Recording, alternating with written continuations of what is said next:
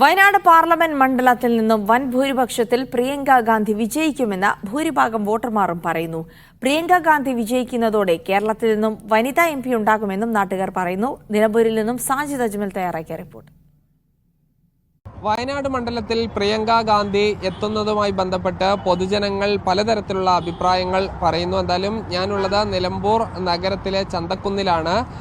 എന്താണ് ഈ രാഹുൽ ഗാന്ധി വയനാട് ഒഴിഞ്ഞു, ഇനി പ്രിയങ്ക ഗാന്ധിയാണ് വരുന്നത്. എന്താ നിങ്ങളുടെ വോട്ടർമാരുടെ ഒരു അഭിപ്രായം എന്നുള്ള നിലയ്ക്ക്?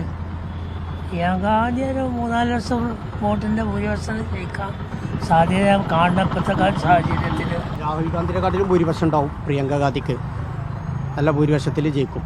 4 ലക്ഷത്തിന്റെ മുകളിലല്ല കുറവുണ്ടാവില്ല. ഇത്രയും വലിയൊരു സ്ഥാനാർത്ഥി കിട്ടാനില്ല. ഇന്ത്യ മുന്നണിക്ക് കൂടുതൽ കരുത്ത് പകരും. യുവാക്കൾ കൂടിയുണ്ട്. എന്താണ് താങ്കളുടെ ഒരു അഭിപ്രായം? മോശമായിട്ട് നമ്മൾ ചിന്തിക്കുകയാണെങ്കിൽ ഒരു വേണ്ടാത്തൊരു ഇലക്ഷനാണ് നമുക്ക് തോന്നിപ്പോകും.